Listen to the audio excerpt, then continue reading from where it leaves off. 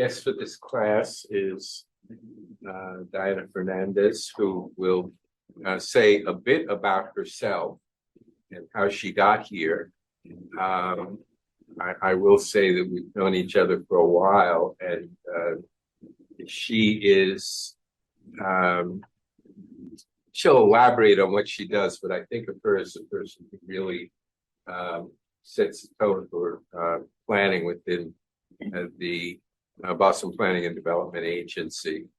And she knows the city well, and she knows the intricacies of translating planning ideas into actual practical applications and policies. So, Diana, you're on.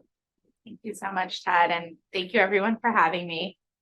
So I'm Diana Fernandez. I'm with the Boston Planning and Development Agency, and Ted did ask me to share a little bit about how I got into this role. So I'm Deputy Chief of Urban Design, and really my role is about elevating design across the city, right? Both within the BPDA and our planning and policies, as well as across other city departments.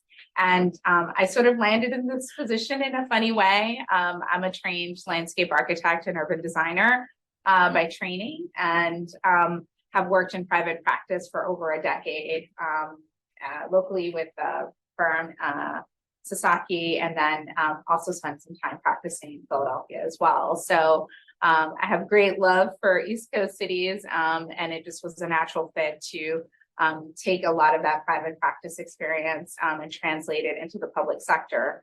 And it sort of landed me in this position. I think it's been a really exciting moment for our city to sort of, think big picture about how do we want to frame the future of Boston's design, planning, policies that are going to shape what the city will be like in 10, 20, 30, 40 years from now. And one of the things I wanted to share with you tonight was some of the work that we've been doing around the Boston Design Vision.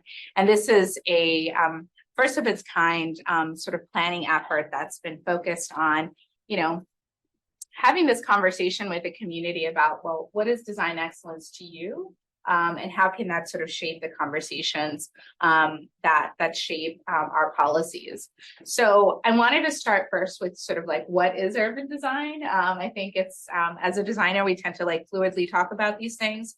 But the way I like to describe it is that's really what you experience. So everything from, getting up in the morning, whether you live in a triple decker or a single family or a larger residential tower, all of those decisions, your walk to the transit station, the murals, the shops, all of that is shaped through urban design. There are decisions and policies in place that shape that built environment.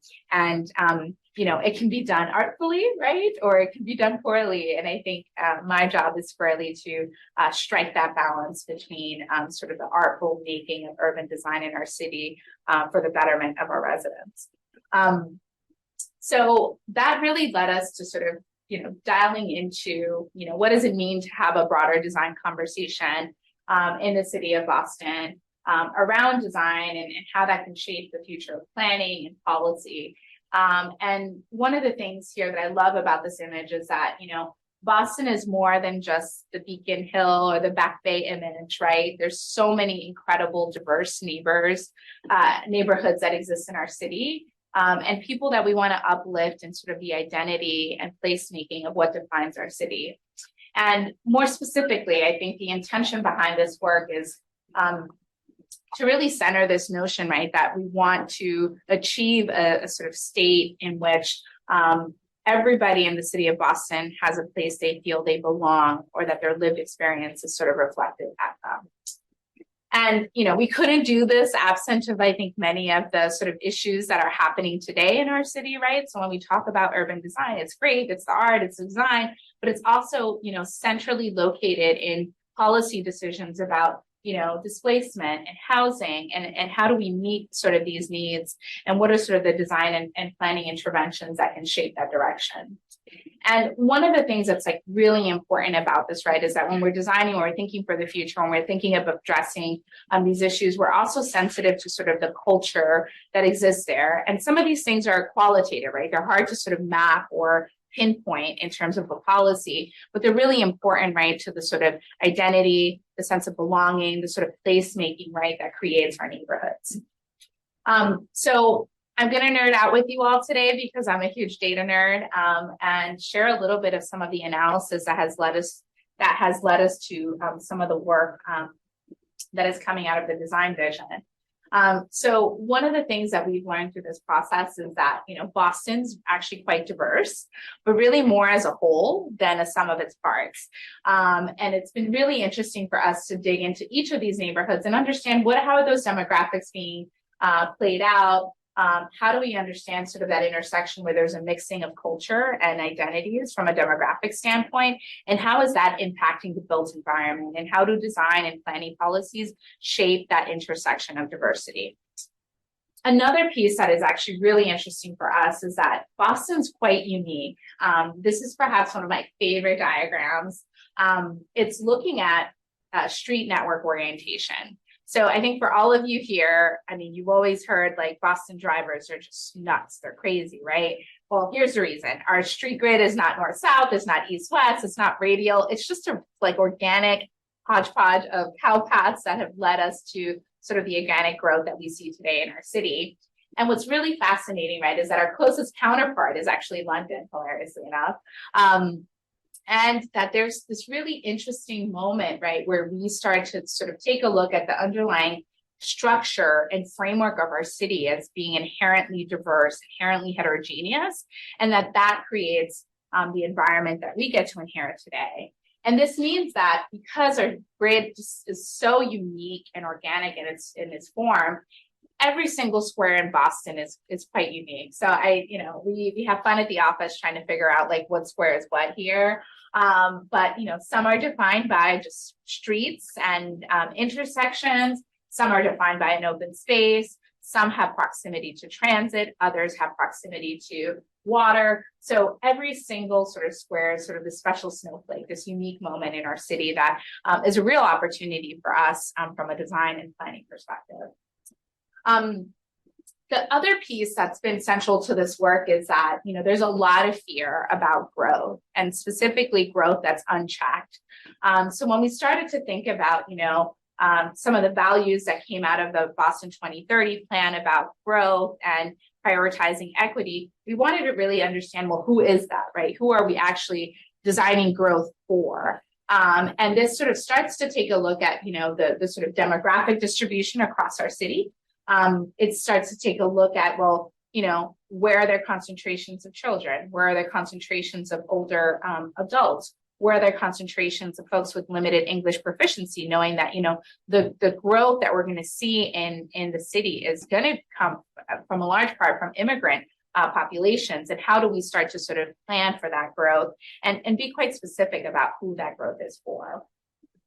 And something that's really fascinating, I'm sorry, I think the labels here got a little messed up, is that there's a real intersection behind the layering of all those sort of demographic data points with the built environment. So where we have greater concentrations of families and older adults, that's where we have the concentrations of 2 and 3 family households versus apartments and condos sort of being where we see a less demographic range, right, of those particular groups. And again, it's sort of an interesting sort of dynamic between this interwoven relationship between the built environment policy and the people we serve. And it's also really interesting as well to really think about Boston as this, we're known as a city of its history, right? There's so much incredible architectural history here. So many iconic moments that have defined America and where we are today. And we have to really think beyond just the historic landmarks and districts and start to really identify, well, where, there's housing stock across our entire city that is equally as valuable as those distinct sort of districts that have been defined closest to sort of the core of the downtown as landmarks and historic areas. Another piece too that's been really fascinating is that, there's already a lot of diversity that's sort of shaping the city and how we experience it today. And I think I love this image because, you know, there's moments that are symbolic, whether that's the Embrace or the Chinatown Gate. And then there's sort of the everyday urbanism, sort of like everyday experience of sort of navigating your neighborhoods. And one of the things as a, you know, policymaker and the position I sit in now is, if I were to look at this image and look at our current policies for signage and architectural modifications, we would never approve anything that is happening on my left, your right. And it is a sort of question, right, as a city agency, as what are the barriers we're putting into place that allow for people to shape their built environment to reflect their identities? And do we need to revisit those policies to ensure that we're actually being inclusive in the types of strategies that allow for this type of placemaking? And, you know, at the end of the day, I think all of this work is really trying to kind of forge a path together for, you know, how do we imagine all of that which exists, but really think about the future and what does that future look like? How can it be more expressive of our communities? How can it be resilient? And what are the policies we need to put into place to help shape that dynamic? So the next part of this deck is going to get into a couple of the sort of what we're calling innovations that are coming out of this work that are helping to define sort of nexus for policy for how we shape the built environment. So one of the things that I wanted to share is that we did a really cool sort of activation program back in October that took the Civic Pavilion, which is a new renovated space in front of City Hall Plaza, next to the Cop Slide, which I'm sure a lot of you have heard about. And we started to really think about what's an immersive experience we could create to really think through some of these innovations. And we've got some really incredible feedback that you'll hear about a little bit as we go through the deck. So the first part I want to share with you guys is some of the innovations we've been coming up with around streets and parks. And one of the things that's been really interesting in this effort is that, you know, we were out in the neighborhoods. We have done over 1,000 different engagement events since we started this work in February. And we've really been observing what is out there. And it's been really fascinating to see that our streets are being used in really, really creative ways, right? And ways in which they're not necessarily designed for or that policies enable. So, you know, there was a sort of pop-up concert in Fenway happening on the street, or, you know, mother in Uplands Corner kind of using a building ledge to corral her kids as she sort of organizes herself and finds her way around the neighborhood. And it was a moment for us in terms of, you know, how can we take these observations and translate them into policies or strategies that can define the future of our city. So it led us to thinking of a series of different types of sort of street typologies. So whether that, you know, is streets for play or streets that are looking at green infrastructure or moments of sort of revitalization or tree canopy, or whether there's streets where, you know, we have loitering policies that really prohibit you from kind of hanging out and chilling on your streets. And we saw a lot of people just wanting to listen to music in their cars, playing dominoes, wanting to barbecue on the street, and how can we make that more of a permissible use as we think about our city, as well as sort of commerce streets. So, you know, you've seen a lot of the open streets that have happened across the city, and how do we make those moments for those smaller retailers that want to engage, right? Whether, you know, they're selling different foods or services, there's a real opportunity for us to sort of think of that intersection of street and commerce. And then health. We just saw so many people running or jogging or walking their dogs. And are there ways in which we can be more thoughtful with our design strategies to implement some of those health streets that really speak to that growing demographic? So we did a ton of research around this. And I think one of the pieces that's been really exciting about Play Streets, for example, is that we have our neighbors in Cambridge doing some really exciting work where they, you know, sometimes close streets or activate sidewalks with these sort of pop-up play elements, or our colleagues in New York City is sort of doing play structures that sit within parking areas that are for teenagers and for folks on the spectrum, and looking at sort of neurodivergence play that allows us to design for sort of a broader demographic. And we were super inspired by Detroit. And Detroit has really amazing subculture around barbecuing and barbecuing out in the streets. And it's, as we started to look at some of the data that informed this work, we came to realize that Boston has a very large Caribbean population and it's continuing to grow. And how do we, and a lot of these communities are used to that sort of communal sharing of food and gathering that we want to make space for. So being really intentional about where are those places where we can deploy that or make it a permissible use that enables that sense of community and place. Another aspect too here is that, we had perhaps one of our rainiest seasons this year and, it didn't stop raining all year. And it's a real opportunity for us to look at those thoroughfares that are quite wide and have opportunities for us to take back some of that right of way for planting, for stormwater management. So working with our colleagues at the Boston Transportation Department, really looking at the Complete Streets Guidelines, which are policies in place to shape how you design street profiles, and looking at opportunities for sort of enhancing those green spaces across our city where we have those widths. And I think Commerce Streets is like a really exciting opportunity, especially to think of, I think some of the more market-like conditions, we have in front of City Hall today. But just what are those opportunities for us to look at those pop-up elements that can enhance those smaller retailers that are looking for spaces to activate? And then again, I think this notion of health streets. So are there places to like take a pause and fill up air on your bike as you're navigating the city, or cool down spots, or fitness stations that are part of sort of those transit and health loops that can enhance the experience of those that want to exercise out in our streets.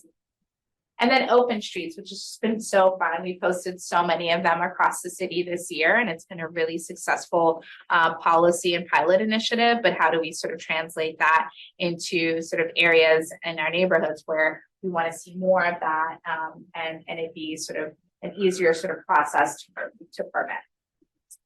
The next piece we started to dial into is this notion of park spaces and green spaces across our city. And how do we think about making them more accessible? So, one of the things that we heard a lot was that, some folks just didn't feel like they were welcomed, right, in some of these incredible open spaces in our city. So what are ways in which we can look at sort of those edges and access? How can we think about sort of neighborhood hubs, or designing for sort of events or art, right, that can sort of reflect the identities of the people we want to attract to those spaces? And also, how does that sort of fold in, right, to health and wellness, and what are those opportunities to sort of ensure that these park spaces are functioning in a myriad of ways to sort of meet those needs. And then also making sure that we're making space for the young to the old. So really thinking about sort of intergenerational policies that allow us to design for, play spaces that are adjacent to maybe a healing garden where, an older generation can, still look over and watch their kids playing, or, have seating opportunities associated with those play spaces. And then climate adaptation, right? I think it would behoove me to not say that, we are in this moment where we need to think about tree canopy and elevated risk factors, as well as sort of overall resiliency, whether that's stormwater management or coastal flooding, given that we're a coastal city. So I want to take this moment actually to kind of pause and ask some questions of all of you. So I'm curious, like, being in the city, what of these ideas did you like for thinking or imagining of Boston's sort of future around cities? So if anybody wants to raise their hand, I can call on anyone. Yeah. Sure. Thank you for coming. To answer the question with what I like the most, I think the Harley Street was the coolest one that I heard of. It's like I find myself like going on running and going through like a water bottle with me, and then I like running to the closest Starbucks to get a free glass of water. So I think that one was really cool. I also like the idea of like thinking of the generation when you are planning out a green space or like, you know, just a social area to say that way, you can kind of accommodate everybody and invite everyone to that greater community space. Yeah, that's amazing. We heard a lot of that as well. People just like really wanting those resources available to them as they were kind of going about their everyday experience. Yes. I have a question about scheduling stuff. So, for example, on something like Fremont Street, there's certain times you can't park your car in the street. And then there are other streets where, you know, depending on the time of day, even it will be busier, less busy, walkable, less walkable. How much thought has gone into how that would be incorporated into like the healthy street or the chill street, where you have that closer interaction between people and cars, and bicycles and, you know, skateboards, et cetera, and how that would be affected by transit times and how it would be affected by traffic patterns and stuff like that.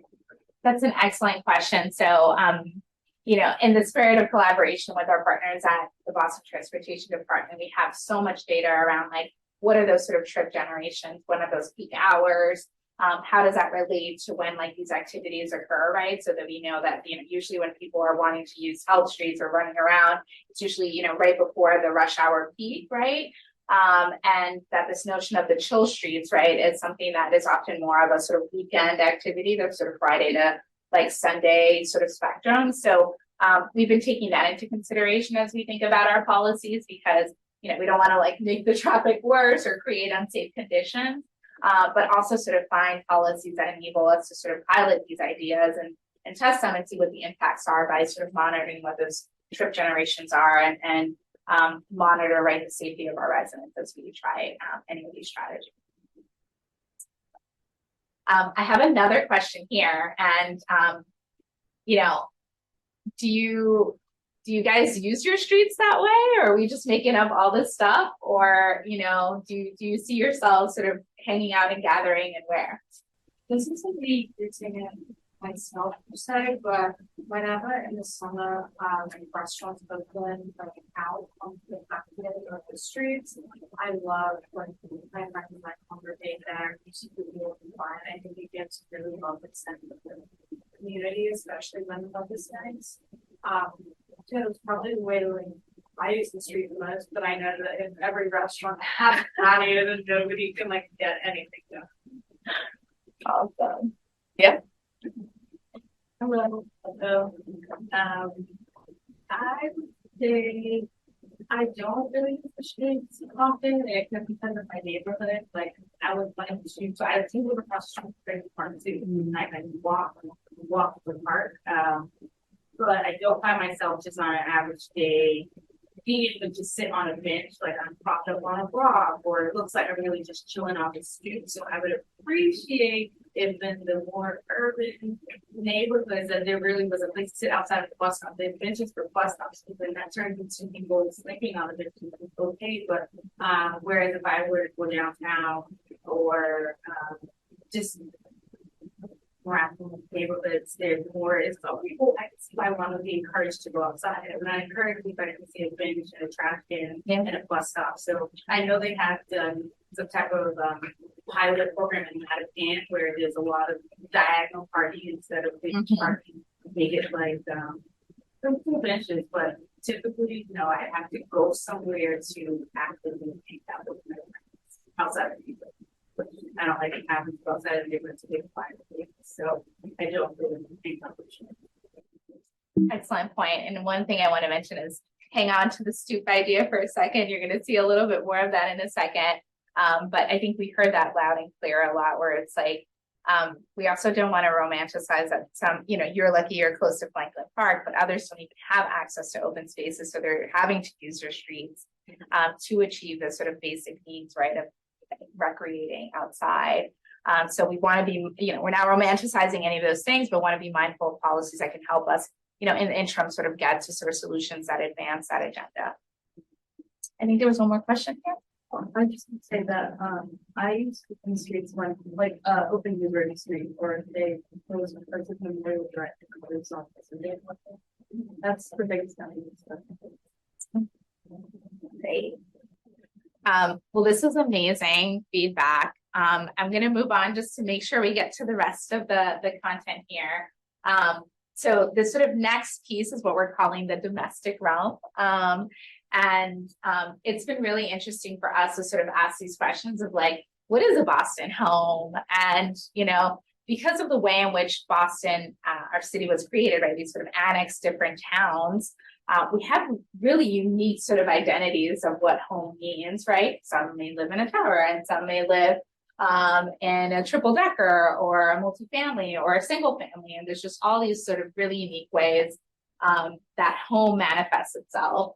And then one of the things too that we wanted to think about as well is sort of like, what is home for a lot of people that are in our city? And home is often maybe not Boston itself, but somewhere else. And how does that sort of start to translate architecturally or in a design experience with the places that we create?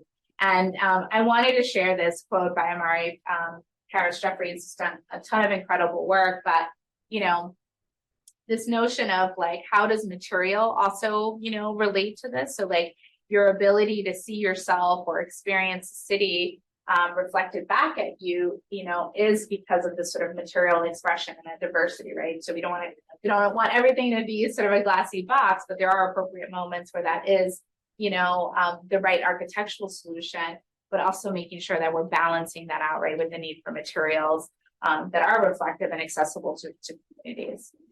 So we started to kind of like dig around a little bit and walk in our neighborhoods and see, you know, how does sort of domestic culture or what home means? And I'm going to speak for myself. I'm from the Dominican Republic, and that's where I was born. So home looked a lot like this for me. It was vibrant, it was colorful. And, you know, every time I walk around Boston and I see like, they painted the porch orange and the, you know, like the sort of siding is painted in bright colors, or the porch is taking on this element. I just like see myself. I see my home sort of reflected back at me. And it's just this really like incredible opportunity for us to think about the power of design really expressing itself, and how do we make more room for that. So one of the things that we started to sort of dig into is like, well, what's the sort of household, you know, and like, are we just designing for the person who can own a home? Are we thinking about the renter? Are we thinking about the student, right? A third of our population in Boston is students at any given time. And how are we also designing for them? Or whether, you know, first generation college grad and looking for a sort of flexible household environment that meets your needs. So we wanted to sort of really think about that individual. And started to look at sort of different typologies, whether that's, you know, courtyards, right? Central courtyards within housing spaces, and, you know, the origins of that, and then, you know, the sort of Boston expression, or, you know, sort of homes that are flexible, whether, you know, we've been seeing a lot of sort of co-housing models where there's policies where, you know, neighborhoods or groups are coming together to, you know, co-develop, right, their housing to create the flexibility they need to meet the sort of affordability of that particular unit. So, you know, this led us to sort of like delivering a series of typologies, thinking about, you know, does a flexible sort of housing unit allow you to think about an ADU, you know, an accessible dwelling unit that, you know, allows your grandma to live there while your family grows, or allows you to sort of rent that to generate additional income? And how are we being thoughtful about design strategies there, ensuring that we're thinking about green infrastructure, so like green roofs on those new dwelling units, the balance of tree canopy in those sort of private residential backyards, with, you know, the need to sort of add additional housing stock. And the sort of notion of like row houses, right? And really getting at this sort of work. There's some really interesting work that's happening in the Midwest around like, how do you think about the row house typology from a more, you know, code and efficient standpoint, and how is it also sort of using materials that are quite expressive, right, to that community, as well as sort of like flex housing, right? So whether it's your triple decker or you know, the sort of 6-unit one, which is like the 2 triple deckers coming together to create a 6-plex. How are those spaces, you know, being interpreted in a modern day context? And it's a really interesting example in East Boston. versus sort of the garden court. So like in those areas where we have greater space, and land area, are there opportunities to think about sort of those alcoves for open space as we think of housing? And then this is a newer typology that we are seeing sort of emerge a lot on Main Street. So the sort of like, 5-6 stories sort of stick built architecture on a podium that starts to define those spaces. This example up here is in Lower Roxbury, and this really creative sort of adaptive reuse project that is, really exciting for us to sort of think about in terms of, the future of housing and the sort of interior courtyard model, or, high density blocks, because height is really important here, right? How do we think about where it is appropriate for that to be sort of a threshold or a moment? And there's some really great examples. And obviously Northeastern has some housing towers, but this is an example in Cambridge of a really thoughtful sort of design gesture that allowed for that housing to sort of expand up to create more of a sort of common open space at the ground level. And, one of the things too that like we learned a lot through this analysis is that, the front yard, situation in Chinatown is very different than Dorchester, very different than Forest Hills, and that there's really unique sort of sense of how are we treating front yard, side yard, backyard setbacks from a zoning and policy perspective that shape the way in which we think of the city. So one of the things that was really important to us is how are we thinking about porches, stoops, balconies as really important elements as part of that sort of creation of home.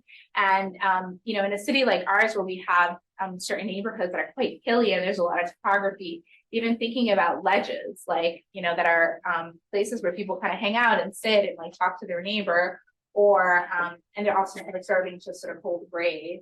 And then another piece that came up through some of the engagement we've done is that, specifically porches and balconies were really important because, especially for the renters that are living in the city, it was really their only way to express themselves because they can't paint their porches, they can't paint their facades, but it was those sort of spaces where they can spill out the living space and decorate those porches and kind of see themselves, right, sort of reflected back to them in the built environment. So again, how do we incentivize that within a regulatory environment to ensure that we are creating those moments even within sort of a rental space? And then, gardens and stoops and all of the things that are so wonderful, right, for sort of creating a sense of place. So we do have those sort of generous front yard setbacks are those opportunities for community gardening, for biodiversity, for gathering, right, and place making, as well as sort of stoops that are just really the hearts of many different sort of neighborhood typologies. And how do you think about that sort of mixing in with those different elements? And side yards, so where we have like very severe grade change, how are we sort of, those become really important sort of navigation corridors in different neighborhoods. So one of the things that was really interesting about this sort of notion of porches is that, it was a sort of extension of livable space, and this idea of like when the weather's nice, you want to have sort of a place to kind of bring your dwelling unit out. And also that it was sort of this moment of self-expression, and that it also created eyes on the street. There was actual activity. People were kind of looking out for each other as they were activating those facades.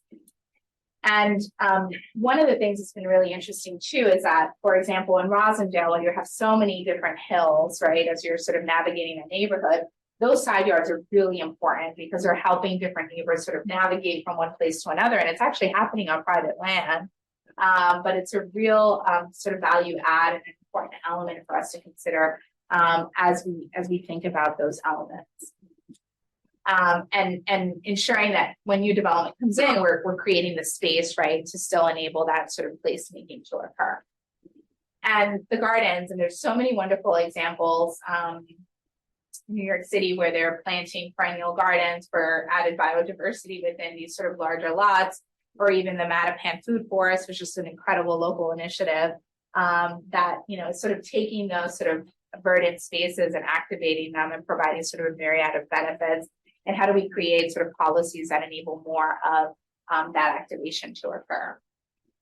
And then the stoop, and I think I have a very soft place in my heart for these because I grew up on my stoop, with my family, and It was just such a special moment to kind of hang out and to watch, your grandma was yelling at you while you were like running up and down the street, or if you were activating the fire hydrant, there was sort of a moment where, your elders were kind of looking out for you. And it's also the place where, sometimes you bring out the barbecue and hang out.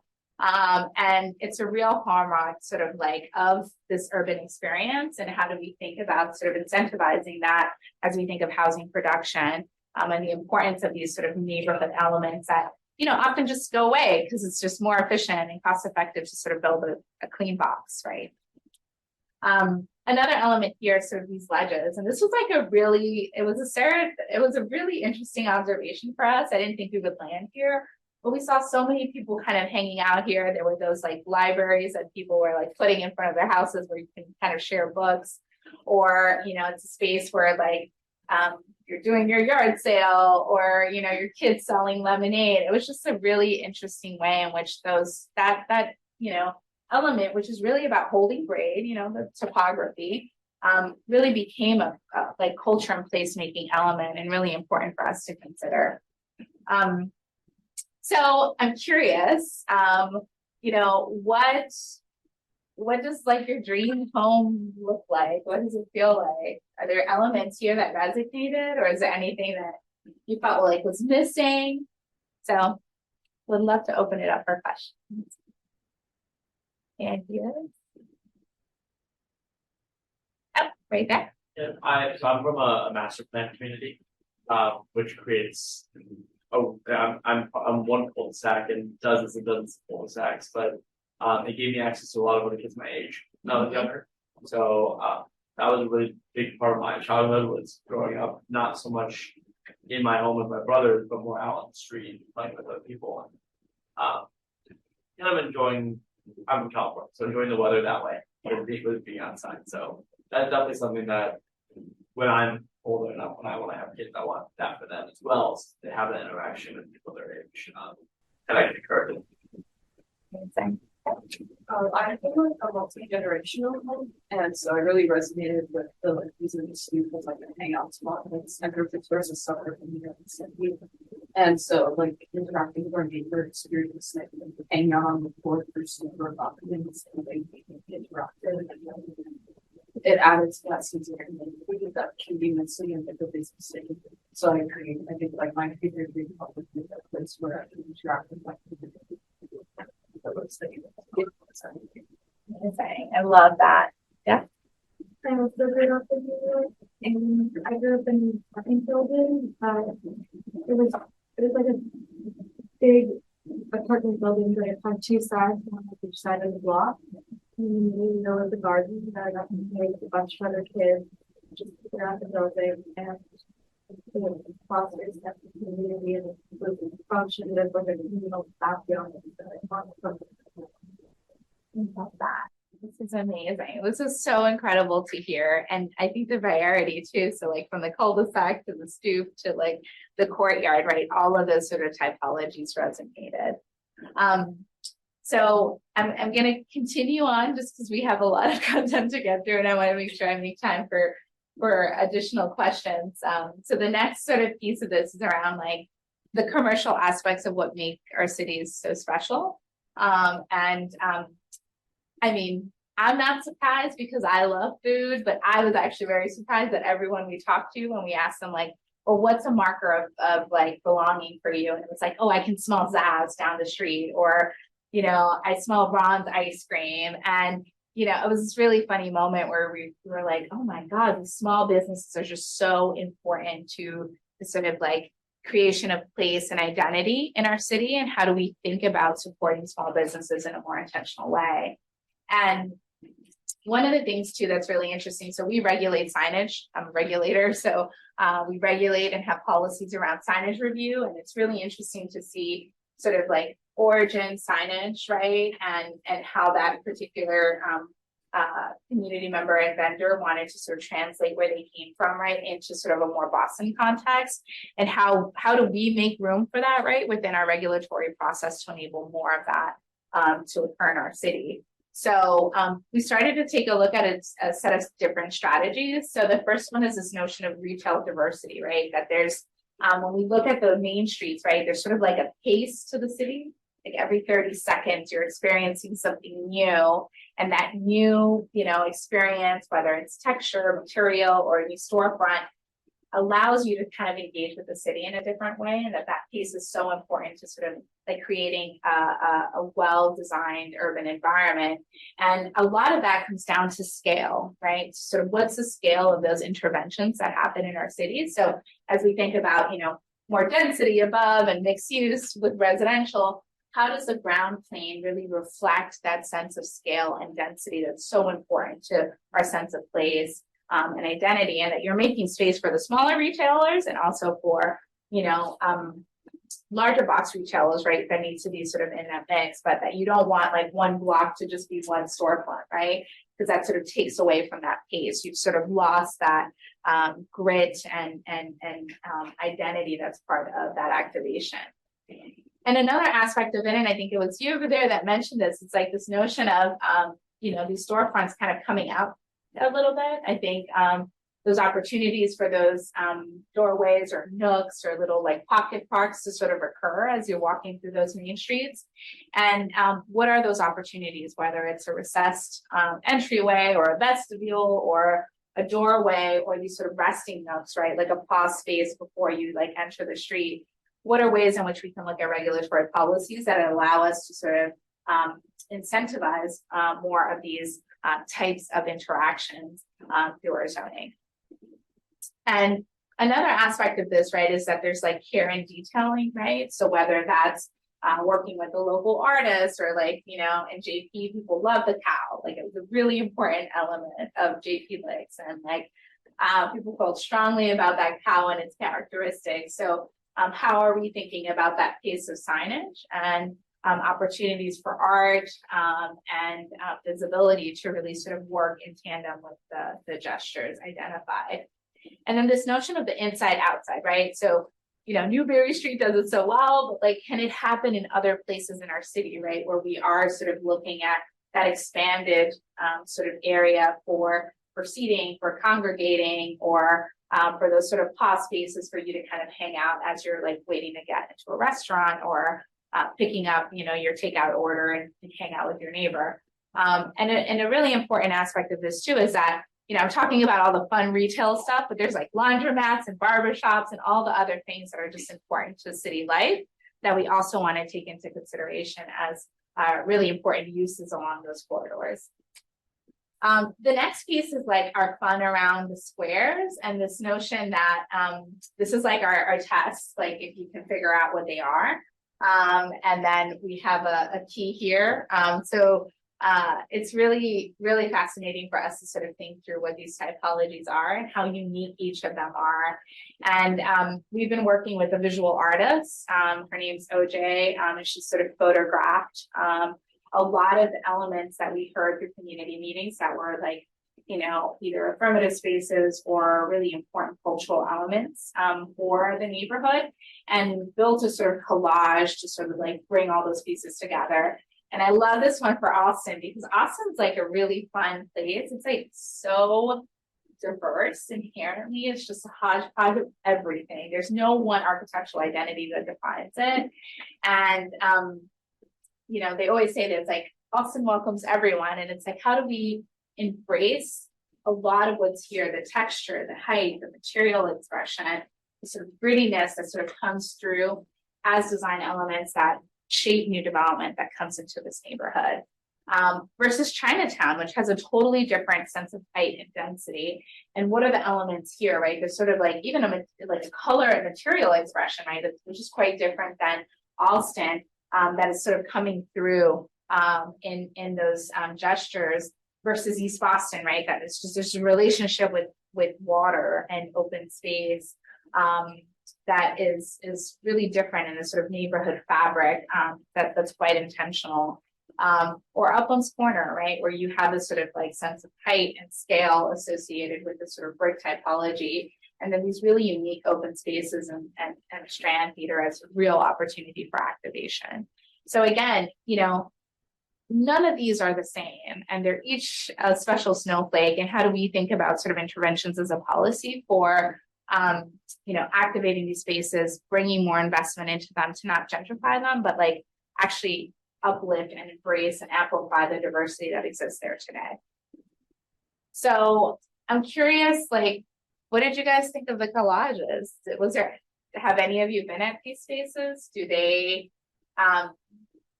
what would you want to see in the future in these squares? Do you want them to stay the same, or are there opportunities you think to how we shape those?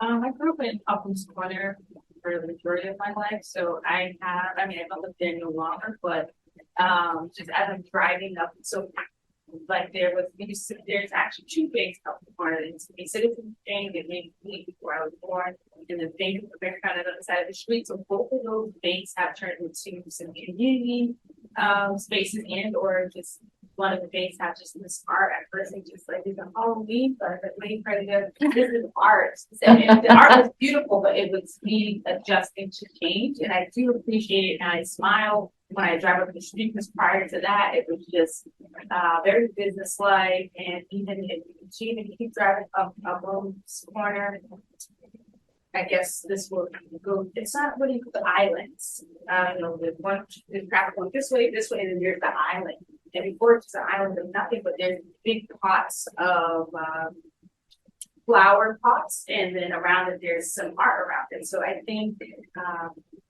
I guess I just appreciate, it just brings more vibrancy to what once was just triple decker and still is. But I don't know, I just really appreciate it growing up and coming back.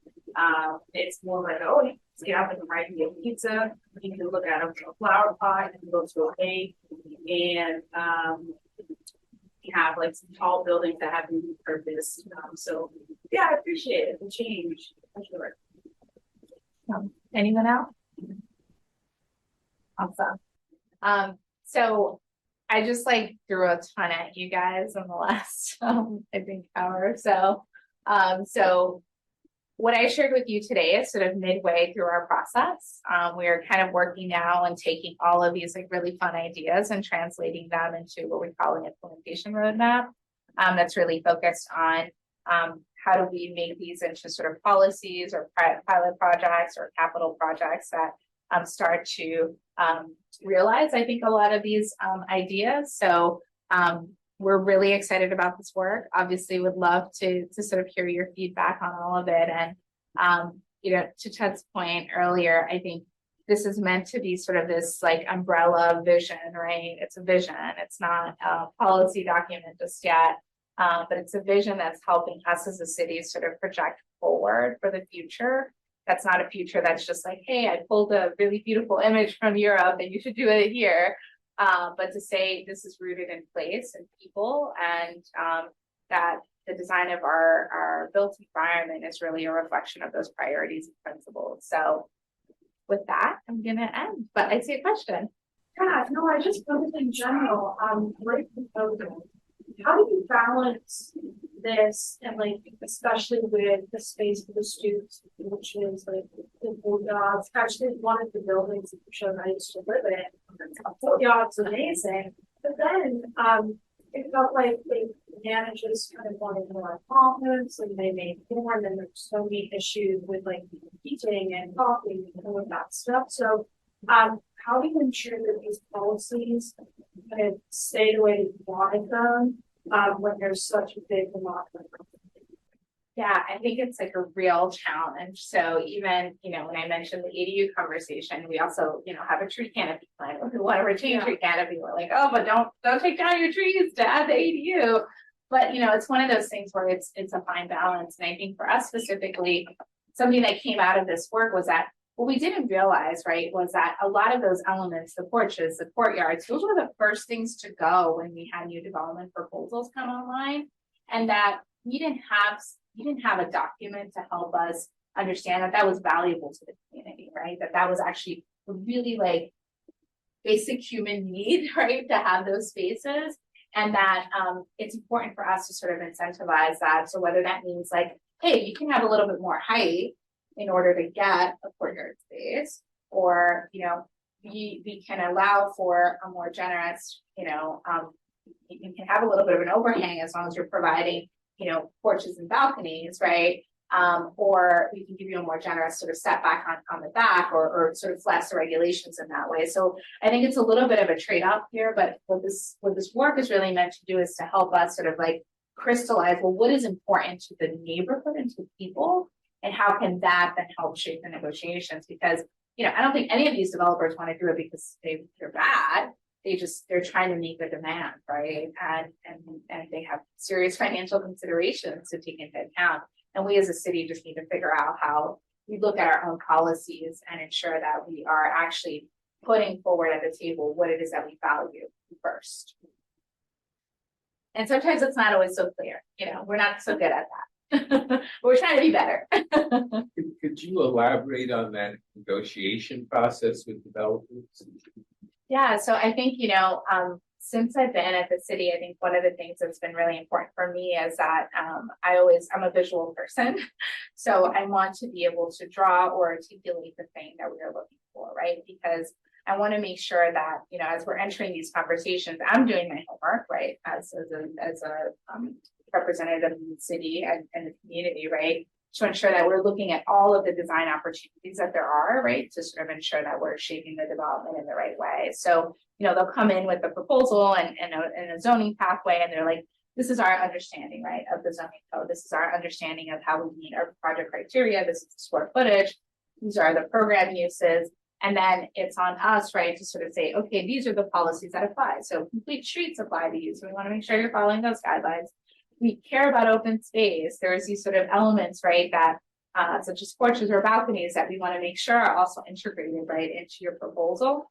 And what we want to do is, instead of saying, hey, here's like a mixed bag of all the things we want, and sometimes there's competing priorities within that, right? Sometimes, like, I can't give you the bike lane if I'm going to give you the tree pits, or I can't give you the courtyard space if I'm not going to be able to build higher, right? So I think that's when we as a city have to sort of own, I think, those trade-offs and do some design studies to sort of say, okay, well, these are the trade-offs with each of these, but which one arrives at a consensus or a balanced solution that meets all of our priorities? Because not every development project is going to be able to meet every single thing. That's just impossible to say or think as a possibility, but we can certainly try to work with them and work through the design process to kind of shape those and draw out solutions. And then also for us to understand, oh, there's a constraint here. We can't really achieve that particular priority. And that's why we have to give in these special ways. So it is this like really tense back and forth negotiation.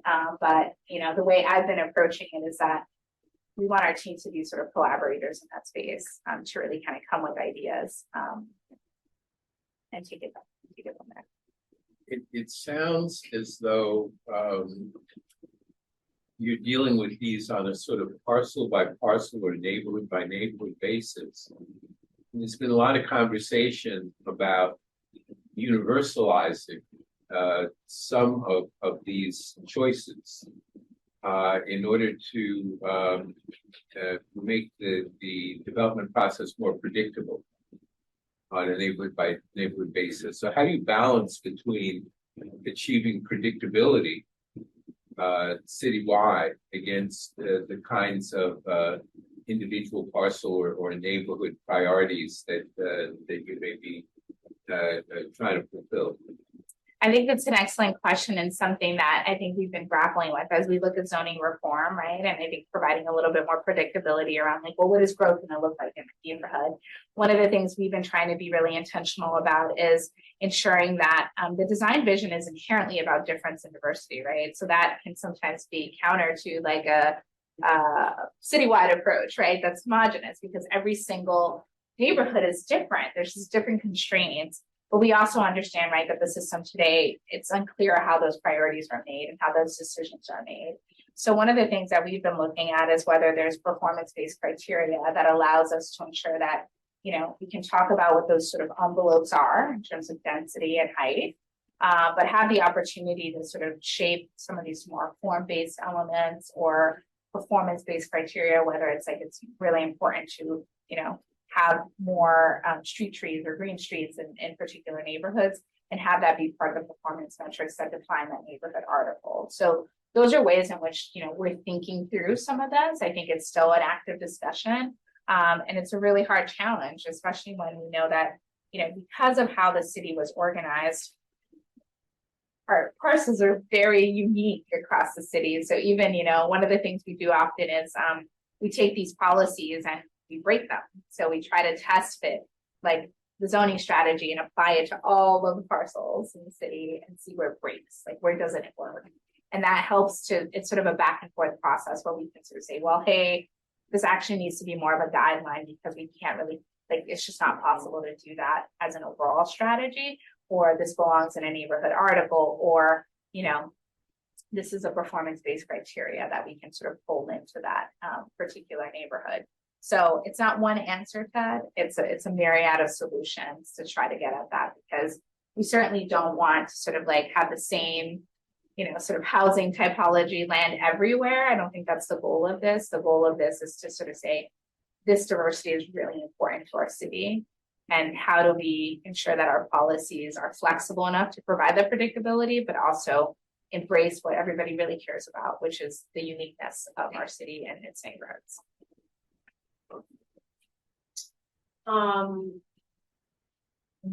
One thing that struck me, I'm a New Yorker. I love all the New Yorkers here. I grew up in Queens, so this is great. I've lived in Boston for the past decade, and it just strikes me living here that there are some like huge pluses that are somehow not kind of developed to the point of becoming sort of destination places. And like the waterfront, I mean, we have like these great rivers, and yet, you know, New York, for instance, has done such a good job of taking a very rundown area by the Hudson River that was, you know, really icky, and turning it into sort of destination, beautifully designed Hudson River Park, where everybody goes and walks on Sunday, or, you know, that the High Line is another sort of example of, you know, a kind of new destination place that attracts people not only from outside of New York City who are visiting, but people, you know, who live in different boroughs, or like Long Island City, which was also run down. You know, a lot of the warehouses that were there have been turned into like artist spaces that people go to. And I think what you presented is incredibly impressive and exciting. But I guess I like the point Ted made in his last question about universalizing, that you seem to be mainly taking advantage of different neighborhoods. But, you know, what would be some citywide things akin to a Hudson River Bar, or I don't mean to ramp up. No. These are incredible examples. And I will say that putting on my like city hat for a second, I think one of the things that's so unique about New York's ability to do that is that, you know, for the Highland, for example, that was private philanthropy, right? That led to those opportunities. You got a lot of rich folks. Oh, we definitely do. And we have a lot of investment in planning, but we haven't necessarily translated that into implementation and real projects. And I think this is what this is getting at a little bit, is trying to identify, get more specific, right? It's not so broad, but it's like, these are really basic things at the end of the day, right? That we can achieve tomorrow if we sort of set out to do that. But I think to your point of like these broader gestures and big moves, I think we are trying to be really strategic, especially about the waterfront, right? And looking at being successful at achieving federal funding that enabled a lot of these sort of waterfront projects you're speaking of in New York City. We just haven't been as successful getting those funds. And we just, you know, as part of a lot of the changes that we're making with the Planning and Development Agency, created a coastal resiliency delivery team, because we are a city that we have luckily planned for all of our coastline, now we need to get to like getting the money, and it's serious money, right? To implement those visions and to translate those opportunities into, you know, yes, we should do the beautiful waterfront park, we should do the affordable housing, we should do all the things at once. And it's about, you know, really using all our powers to sort of enable that. So that's a strategic focus for us. And just to elaborate on that, I mean, when I think of the New York waterfront, Hudson, East River, it didn't always used to be the case, but now I think of it as a place that's fun. Right. Right. You know, in a variety of ways, you know, for kids and adults and what have you. And it's because it's on the water, but it's because it was planned as well.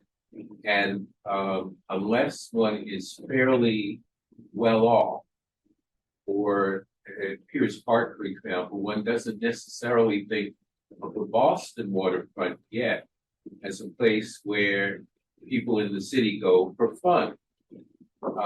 And I just wonder how the planning that you're talking about will make that area, as one example, more attractive for people who live and work here as a place that's really a destination to go when you want to have fun.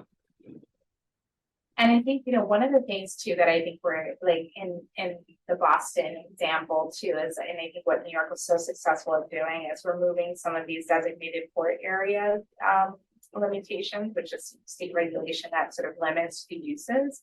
So you can't do, you know, park, or you can't sort of open it to the public in that way. And I think especially in East Boston, there's so many wonderful opportunities. We just released an RFP for Border Street that's sort of taking a look at some of those areas, and there's a lot of DPA zones there, right? That I mean, I just like, you can imagine the opportunities, right? We've done the planning for envisioning an incredible destination park there, in addition, you know, with opportunities for affordable housing. So I think there's sort of like a lot of conversations being had at the state level and also at the local sort of city level that are trying to sort of advance that agenda and kind of move the needle a little bit to sort of take some of this waterfront and like Chelsea River and you know, looking at the Charles to Charles connection, right, with the Greenway and the Emerald Necklace is real opportunities for activation. And I think, you know, a lot of our parks are quite bucolic, you know, they're very like of the Olmsted sort of period, right? And I think what New York's done really successfully is sort of imagine future of parks actually being more program based, more active, less passive, right? And that's what creates those destinations.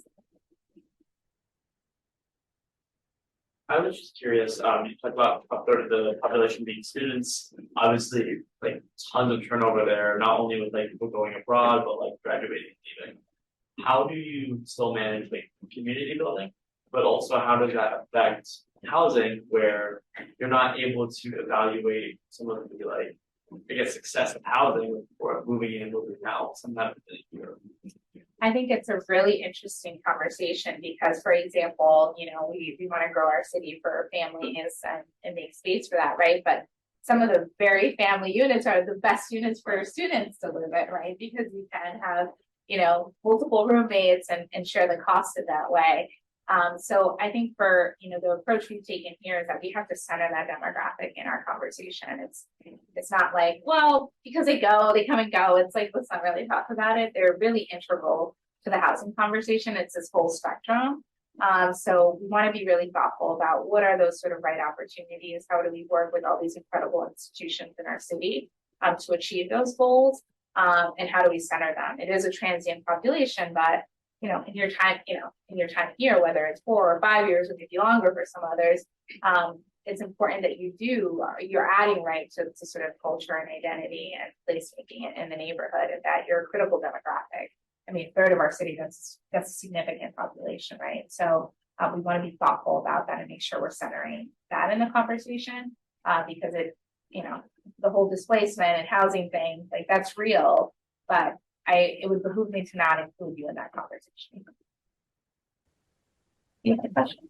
So I really appreciate your putting out all these things, you know, and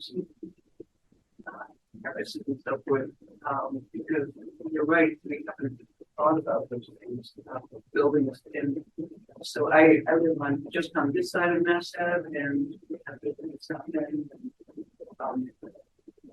and the buildings in the neighborhoods would come right up the street, and they see the glass fronts, and the developers will tell you it's going to replace trees with glass walls. They tell you it's going to increase size of the street, and the curtains are gone, so it's not doing that.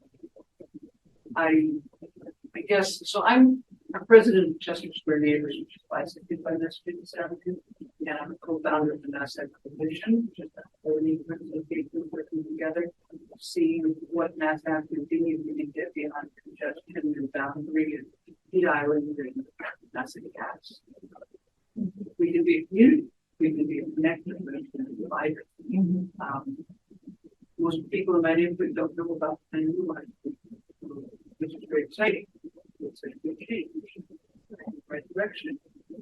I'm looking at the trade-offs. You said that the city would take responsibility for the trade-offs, but it's a parking,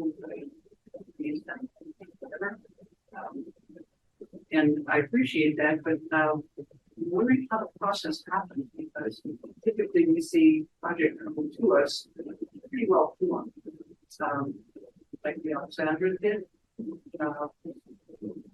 And at that point, it's the developer saying, so is there the only problem with this? Terrible with this definition. And I'm wondering how this could happen. Like, people in my community have not practiced the trade-off between right and parking. I mean, it's been clear that conversation because it's so threatening to everyone. How do we do that before the project becomes pretty full blown? Yes, it's an excellent question. I think it's one of the things that we're taking a really hard look at in terms of the Article 80 reform. So Article 80 is like the development process, right? It's a zoning article that defines development in the city. So it's a policy, right? Whether you hit a certain threshold, you have to go through different sort of criteria. And it's a really robust process. And I think one of the pieces that I'm a big advocate for is that, you know, a lot of these sort of conversations that are often pre-file, where a lot of these sort of trade-off decisions are made, you know, we want those to be public conversations, and we want those sort of trade-offs to be things that we're doing with it in the scope of a community conversation. So I think we're trying to sort of allow for these projects to sort of show their evolution, right, of their growth and their trajectory over the development process. So it's not like, listen, I've been talking to the BPA for 3 years already, and now I need to get this project done. And really say like, hey, we're starting in the beginning and we're doing this collaboratively with community. And these are the trade-offs. And I think it's, you know, they're hard conversations to be had, but it's really important to ensure that it's coming earlier on in the process where things are a little bit more flexible and malleable for change. So I learned about today, before you came, we were having a discussion about mass and half. And I'm wondering, is there going to be, or what is the city's current plan for really affordable housing? And also, does that account for like the cost of transportation? Because generally affordable housing isn't the center of the city, towards the outskirts, with the exception of like niche housing in the middle of the city. And it's not the city, but like, is there a plan in place to help house people who are making minimum wage, and maybe they're supporting kids on minimum wage? What housing or what infrastructure do we have? It's an excellent question. So our chief of housing, Sheila Dillon, has really been leading a lot of these conversations.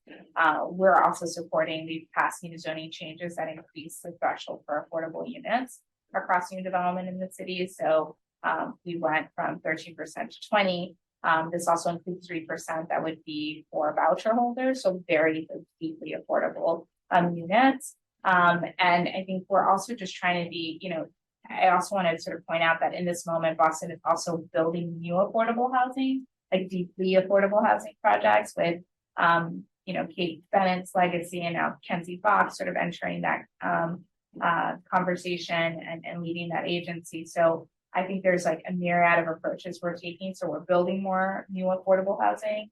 That's happening across the city, both in Charlestown. Some new developments that we just opened up. We're looking at work Mildred Haley as well. So there's a lot of new development happening in those affordable housing projects. And then in addition to that, you know, looking at the market, right? What are the opportunities for us to increase the amount of affordable units that development can yield? And you know what that it's called IDP units. So like what that threshold is and how we can ensure we're providing affordability. And then looking at sort of voucher holders is also being part of that, right? So after making sure that these sort of new units that are being built can be built. And then in addition to that, there's a myriad of policies and strategies that the chief of housing is sort of taking on, whether that's like down payment assistance, purchasing deeply affordable housing that exists already in the city and ensuring that it remains protected.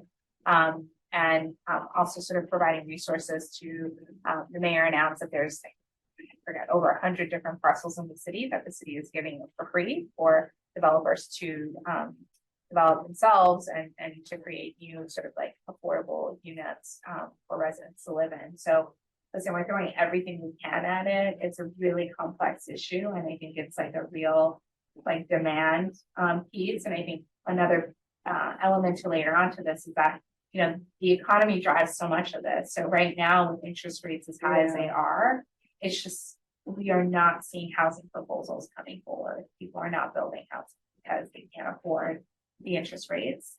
So it's a sort of like, how does the city incentivize that? So we're looking at in downtown office to residential conversion. So like taking a lot of these commercial buildings that are not being occupied at full capacity and giving them tax breaks and incentives to have them transform those spaces into residential buildings and to have 20% affordability, but as part of that. So that's one initiative. And then I think we're also looking at other incentives to help kind of like jumpstart the market a little bit, because the sort of interest rates have really killed the housing market. And it's really difficult for us to see housing proposals, even though we're making, you know, all these policies available, we're just not seeing it come online. Thank you. Thanks for having me.